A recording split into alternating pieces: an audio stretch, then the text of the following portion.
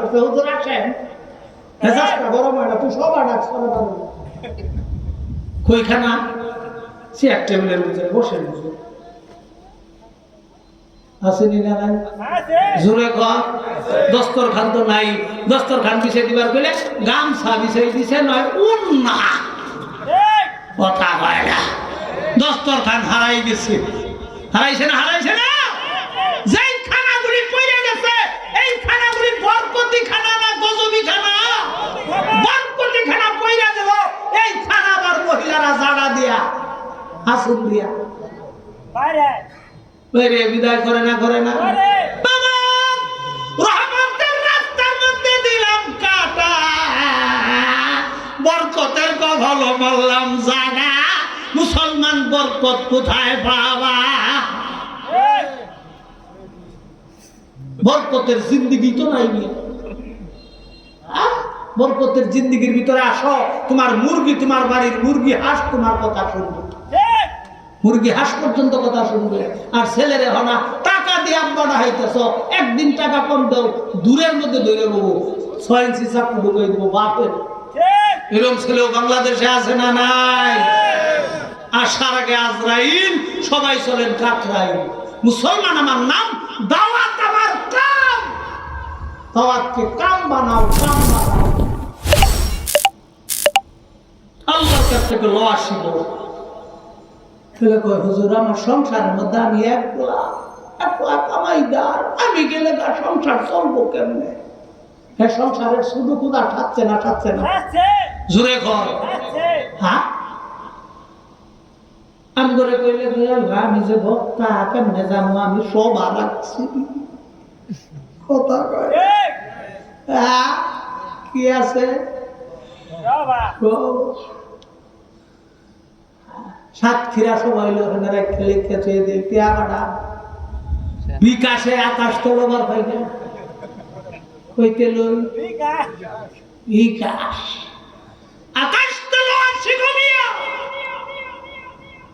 এই জন্য তাবলিগুলো আর কোনো বেটার দাঁড় দাঁড়ায় না আমার বড় মসজিদে মুক্তাগাছা বড় মসজিদে গেছিল ইমাম সাহেব খালি নাক ছিটকায় হবে নাক ছিটকায় না বসেন আজকে রাত্রে প্রমাণ হয়ে যাবে আপনি আল্লাহর কাছ থেকে লইতে পারেন না আমি আল্লাহর কাছ থেকে লইতে পারি দেখাই দিব বাস্তবে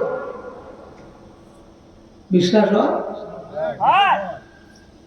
একিন ঠিক করা ওই কয় যে প্রাইমারি শিক্ষা প্রাইমারি শিক্ষা 1 নম্বরের দাওয়াত 2 নম্বরের তালিম মসজিদে নববীর দ্বিতীয় আমল হলো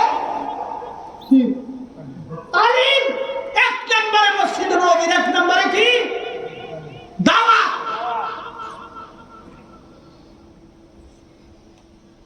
প্রাইমারি শিক্ষা নিয়ে একই ঠিক করতে হবে আমি থাকলেও সংসার চলবে না থাকলেও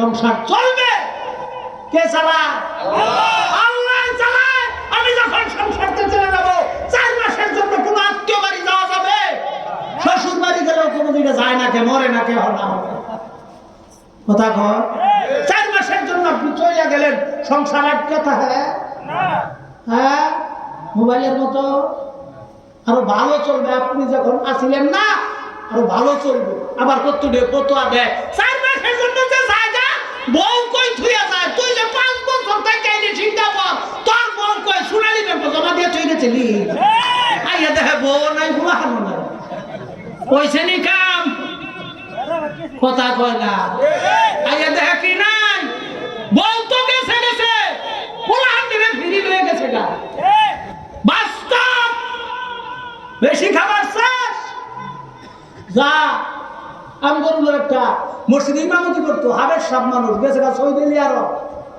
যে নোয়াখালীর এক বড় হুজুর পিসাব এর কাছে গেছে হুজুর দোয়া করুন আমার ছেলেটা সৌদি আরব যাইতেছে হুজুরে দোয়া করো ও সৌদি আরবের আল্লাহ এই ছেলেটা তোমার কাছে বাড়াইলাম বাংলাদেশের আল্লাহ আর হয় না